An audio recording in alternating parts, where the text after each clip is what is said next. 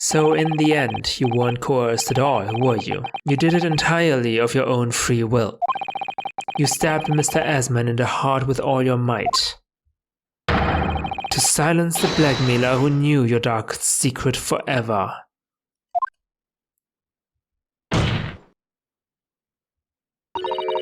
You'll never understand. None of you. What we've had to keep covered up all these long years.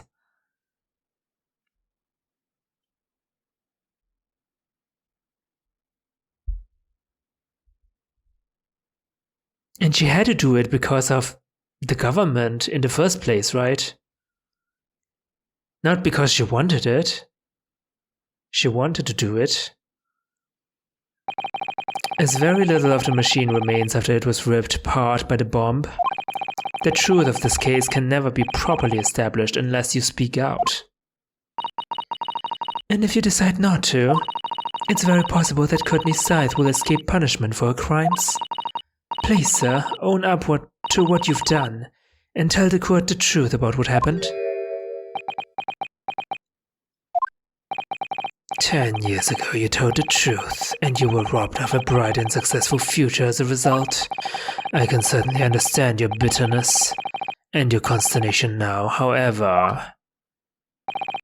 This is surely the chance you've been waiting for, to sever the hold that fate's had over you all these years. I mean, he still tried to kill Mr. Asman, don't forget that. Super high voltage instantaneous kinesis, I mean really.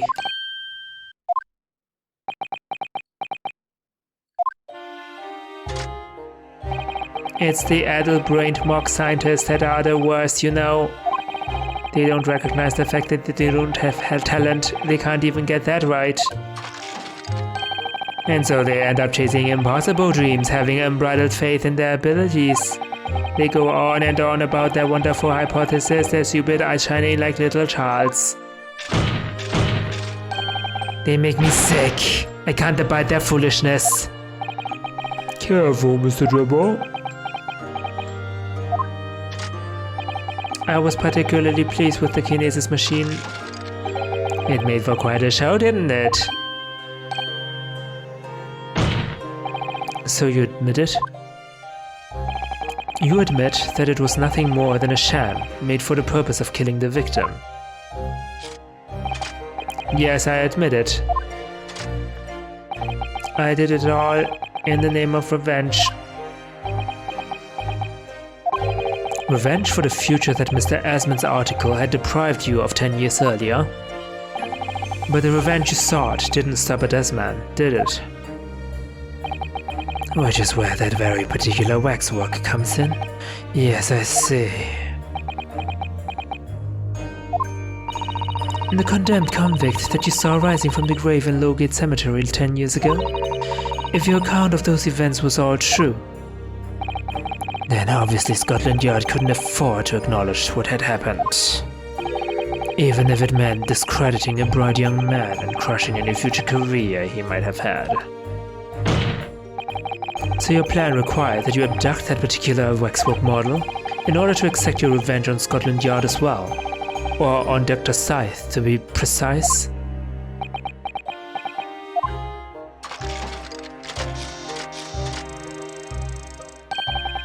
It was a year ago. By some extraordinary twist of fate, Asman turned up at my workshop. He didn't remember who I was, of course, he just wanted to employ my services as an engineer. And he happened to have a paper with him. An article on the front page caught my eye about the coroner who'd handled that bogus autopsy being appointed head of the new forensic team. When I learned that news, my cognitive processes started to devise their plan. What a horrid tale. He robbed me of my future, so I wanted to use the man's own words against him for revenge. And I have that rotten Scotland Yard eating out of my hand at the same time.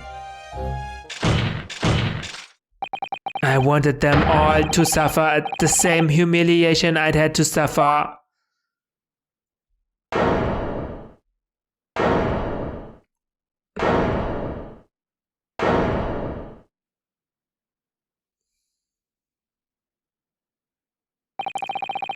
Your actions against those who'd ruined your future were justified as revenge, at least to yourself. Certainly, no one has the right to destroy another's prospects, especially for purely selfish gain. And yet, in carrying out your plan, you did exactly that to someone else, didn't you? Exactly. Did I? Professor Hairbrain's only crime was passion for his hypothesis, but you had no compunction about sacrificing his future to effect your revenge.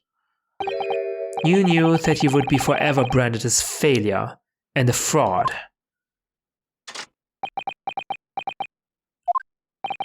Perhaps life treated you unfairly 10 years ago, and others' misconduct left your life in tatters. But remember this. Your own actions resulted in exactly the same thing for another perfectly innocent young man. Oh, it's the same with the first case of the second game.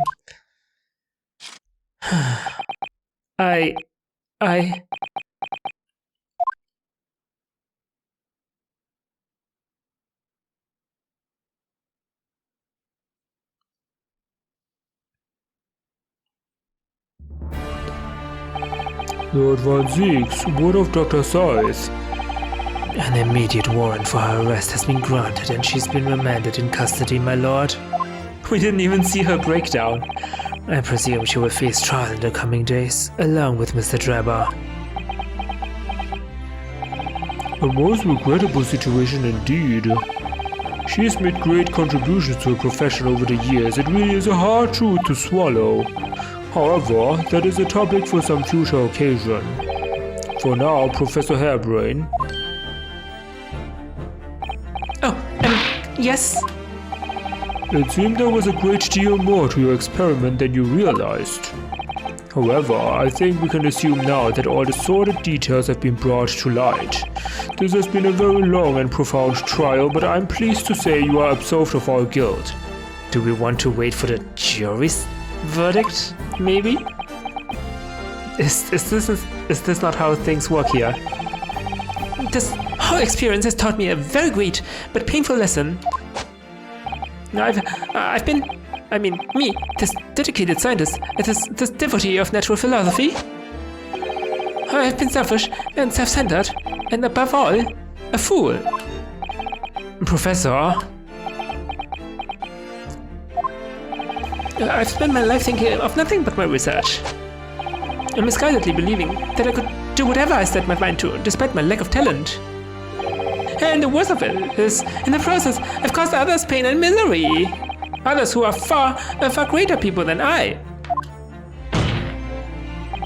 No, Professor, that's not true. What?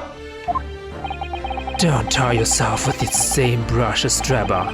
What happened was his doing and his alone. This outcome is his fate, not yours. You're not to blame in any way.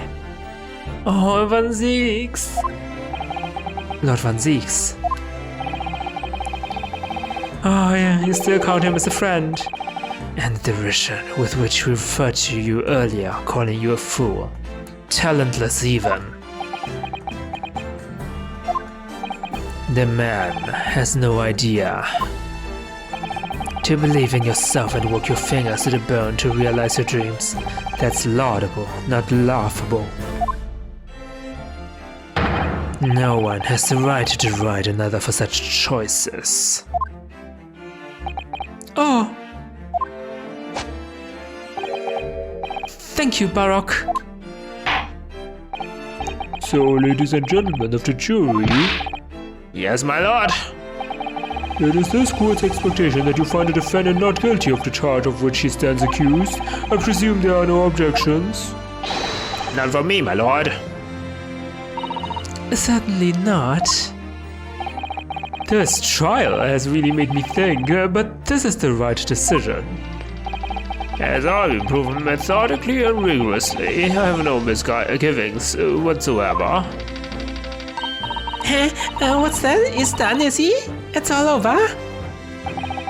I don't know what's become of the yard these days. I don't recognize the place. Very well. In that case, I hereby pronounce the defendant not guilty. Confetti! Yay! And fireworks.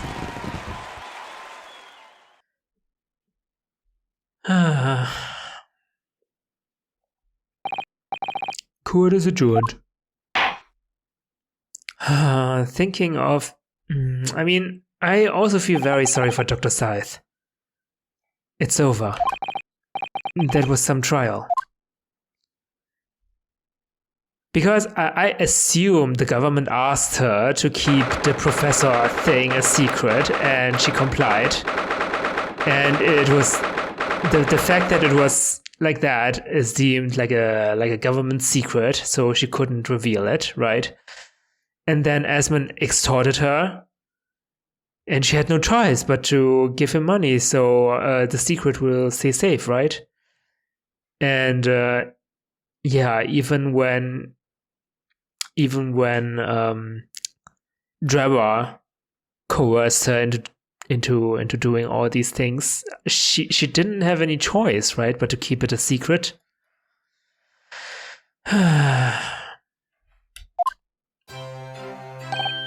Professor, what a splendid outcome, isn't it? Oh, it is. Congratulations, Professor Hairbrain. Mr. Naruhodo, Mr. Sato, I am truly beside myself with gratitude. How can I ever thank you enough? I'm just glad it's all been cleared up, that you realized you were just caught up in a bad situation. Right now, if I had that research grant money, I'd give the whole lot to you, every penny. Well, that's very kind, but I'm just a student, so...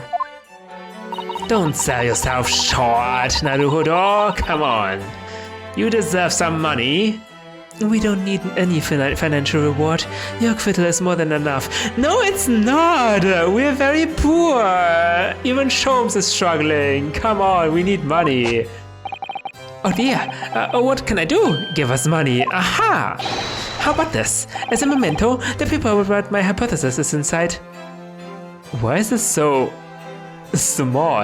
Like a chibi science journal. Well, just as a memento then, thank you. I have been wondering, Professor, what are you going to do now? Oh my, yes, what am I going to do? My hypothesis and my great machine lie in ruins. But still, it's been too long since I was last in London, so perhaps I'll enjoy some sightseeing. I must explore the Great Exhibition whilst I'm here too, and see if new inspiration hits me. Oh yes, that's a wonderful idea. I can't allow that. Oh, I can't allow that. What? Lord Van Zieks, what are you doing in here? This is the defendant's antechamber. Baddock! I'm sorry you had to go through that, Albert. Well, if I'm honest, it was terrifying. You were like a great demon behind your bench there, snarling down on your prey. You're one of the few true friends I have. Oh? I couldn't leave it to anybody else to handle the prosecution or the defense. Oh, high praise? Sorry? Or the defense? Did I just hear that right? I always knew that you had my best interest at heart, don't worry. How about you show me around while I'm here in town? It's been a long time since we left university, and we have a lot of things to catch up on. Listen, Albert. In a few days your acquittal will be made official. When that happens, you must head straight to Dover. I'll accompany you. What? From there, you'll cross the channel and make your way back to Germany. I've already purchased the tickets. Oh, is he afraid of the Reaper? But no, hold on a minute, Baroque. What about the great exhibition? This is the chance of a lifetime for me. I want to look around. No sightseeing, Albert. Give up on the idea. Sometimes it's hard to see any warmth in those eyes, Baroque. Lord Van Zieks. What's all this about? A necessary precaution. Yes, I think I understand. You do? Well, Iris told me that when you met Lord Van Zieks at his office some days ago, he asked how Mr. Natsume was doing. Yes, that's right. I remember being surprised at the time and thinking it was nice of him to ask. The point is, Mr. Natsume is still alive and well, even though it's been more than 6 months now since he stood trial with the Reaper as the prosecutor. You mean... Oh, hold on, Gina is also alive. Don't tell me Gina is going to die. No way Gina is going to die. The Reaper's influence doesn't stretch overseas. Those in the Reaper's sights meet their ends days or sometimes months after their acquittal. That's been the pattern up to now. But of course, we know that both Mr. Natsume and Gina were completely innocent. True. And perhaps that governs the Reaper's actions, and the truly innocent are spared. But I don't want to take any chances with a close personal friend. Baroque. Like the mustached Nipponese, this man should leave the country without delay. That's why I'm packing him off to Germany at once. Right. Does your friend-shaped package get any say in it? Goodness, was this your intention all along then, Lord Van Zieks? In court, where people think of him as the Reaper, this man seems absolutely merciless, and yet, sometimes I feel as though I don't understand him at all. It's time to go, Albert. Back to the prison for the time being. Yes, alright. Well then, Mr. Naruhodo. Thank you so much for everything. Not at all, Professor. It was a pleasure getting to know you. Best wishes, Professor Hairbrain. Well, once the dust has settled, you must come and visit me in Germany. Anyway, goodbye for now.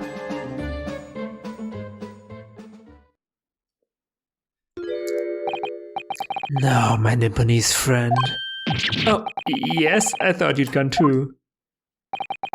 We have matters to discuss. Can you spare me some time? You want to talk with me? I'll be waiting in the courtroom in 10 minutes.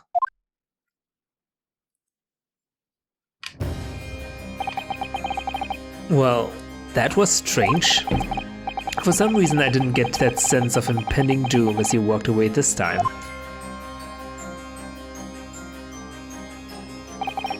The enigma, Baroque Van Zieks. What does he want to discuss, I wonder? The answer waits in the courtroom, I suppose. Here goes then.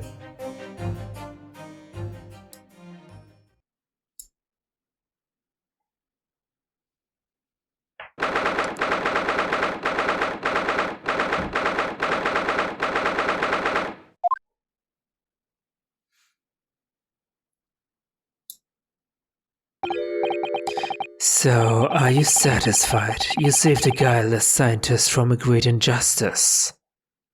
Yeah, I am satisfied. Why are you asking me like that? Yes, I think so. I'm relieved at least that a man's innocence could be proven. Anyway, I imagine you've been wondering where my animosity towards you Nipponese comes from.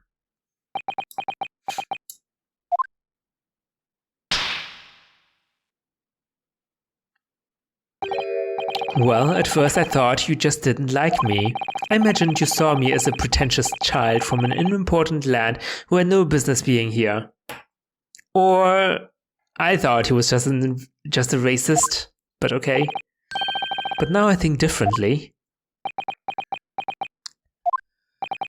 You clearly know our ways, so I would guess that some specific incident led to your thorough dislike of my race. What do you mean? What do you mean he knows our ways? What? Will you tell me what happened, please? The professor. I thought I'd never hear that name in this courtroom again, to be honest. He took your brother's life. Clint, my brother was Clint Van Zieks. 16 years ago, when I was just in my teens, he was already the director of prosecutions and a key member of the judiciary. I looked up to him. He was everything I aspired to be. He was involved in the establishment of justice systems in foreign countries as well. There were exchange programs between Britain and other nations then too, to share knowledge and ideas. As part of one of those programs, 3 judicial students came to Britain from your homeland, the Empire of Japan. Oh, if it was 16 years ago, then one of them could have been my father. Of course, I remember Dr. Mikotoba well. I had no idea. And also, the judge, what's his name again? I forgot. I was a minor at the time, training in the prosecutor's office. One day Clint introduced me to the 3 visiting Nipponese. So, you've actually met my father? He and his colleagues were polite and amicable. They were adept at their work and exacting in their standards. It was my first encounter with the Nipponese spirit, and it made a very great impression upon me. But 6 years later, that's when it happened. The investigation was going nowhere. There were no suspects even, just an ever-growing list of victims. And in the end, my brother became one of them. The last, in fact, before the case was finally resolved. I'm so sorry, Lord Van Zieks, truly. Clint was always ready to put his life on the line for justice anyway, so he wouldn't have wanted it any other way. He lost his life to the killer, but it was his victory in the end. For me personally, though, it was a great loss. I found myself in a very dark place indeed. When I finally found out the killer's identity, the reason why no one had been able to catch the man sooner ceased to be such a mystery. He'd been hiding in plain sight all the time. In plain sight? Are you aware of political events 10 years ago? It was a period of extremely sensitive diplomacy between the British and Japanese empires. A new treaty was being forged, I think. Correct. The Anglo-Japanese Treaty of Friendship and Navigation was being concluded. The leaders of both countries were deep in extensive political discussions. Which is why this particular killer's appearance in court was conducted as a closed trial. If the British public had known the identity of the killer, not only would the treaty have been in jeopardy, but our 2 nations could very well have ended up at war. What? A war between Britain and Japan? The killer was Japanese? Wow, the parallels of the treaty 10 years ago and now are clear to see. Giselle Brett was also a closed trial, wasn't she? But that would mean... Oh my! You mean to say the professor was...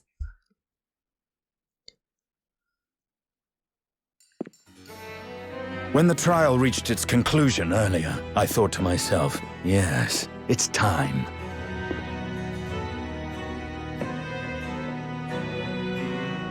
Time for you to come face to face with this hideous monster.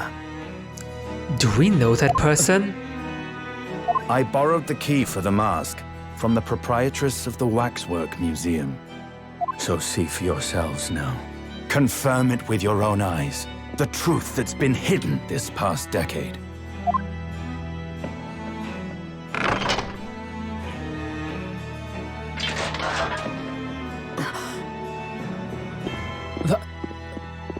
That's the professor? Yes, that's him. Until now, a thought never even crossed my mind. That the mass murderer, whose crimes shook Britain as never before, was Japanese. Okay, but do we know this person? Wait a minute. That face. I feel as though I've seen it somewhere. It's strangely familiar. Strangely familiar? Ah!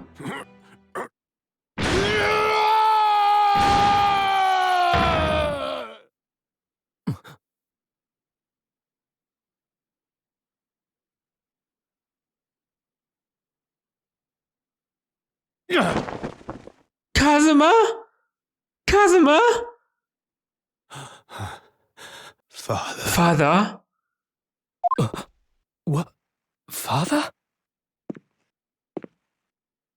It makes sense.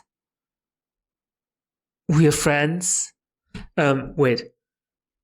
So his father was friends with Professor Mikotoba?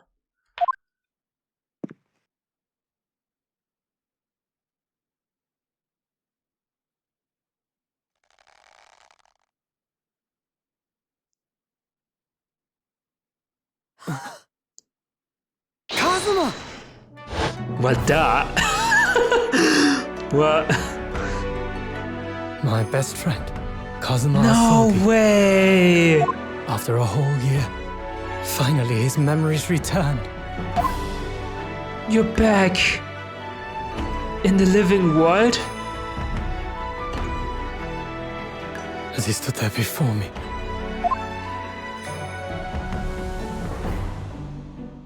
Ah, those eyes! Ryunosuke.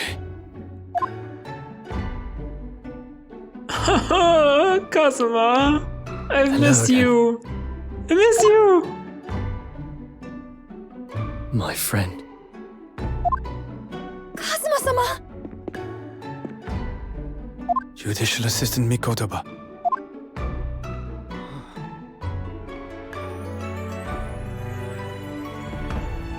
It's been a very long road. Thank you. Thank you for guiding my friend here when I could not. It was an honor.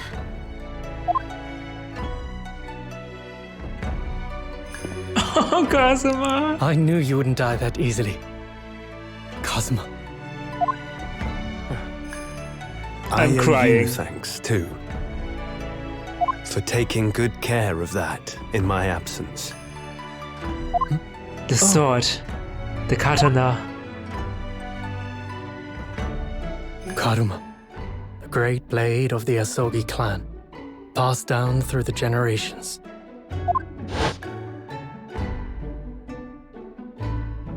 When we left Japan, this sword was at my friend's side. A Japanese man's katana is his soul, and he couldn't be parted from it. But then, when the incident happened, it was Susato-san's wish that I inherit the sword, and I've kept it with me ever since, along with my memories of the friendship we shared.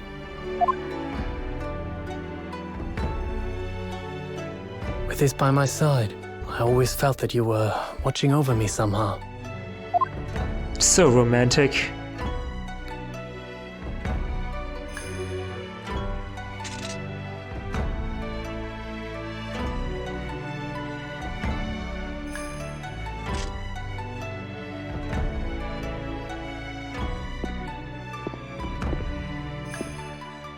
I've made it. At last. Father. you saying... Surely not. You mean, you knew all this time? I'm looking at it, but I still can't believe it. This mass murderer is Kazuma's father.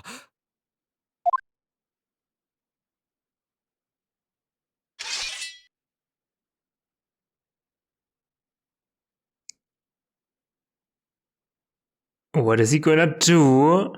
What are you...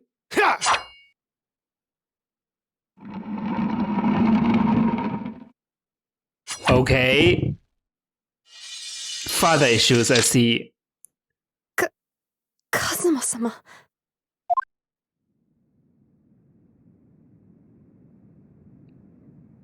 Ryunosuke, we have much to talk about, but now is not the time.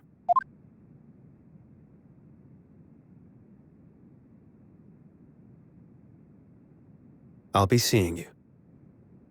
What? No, now is the time to party. Come on. We've missed you. Join us for dinner. Or something. He's just gone? That's all Kazuma said. Before he turned and left us there, in the courtroom.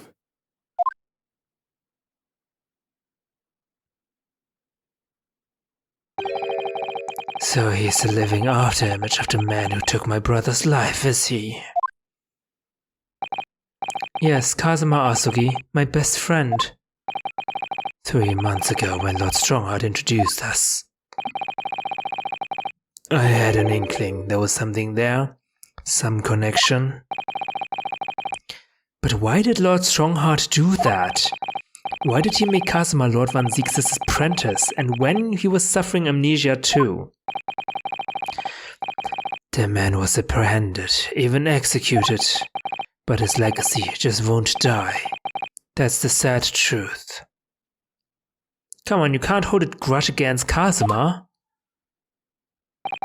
Anyway, that's all I had to say. I thank you for meeting me with, as I asked.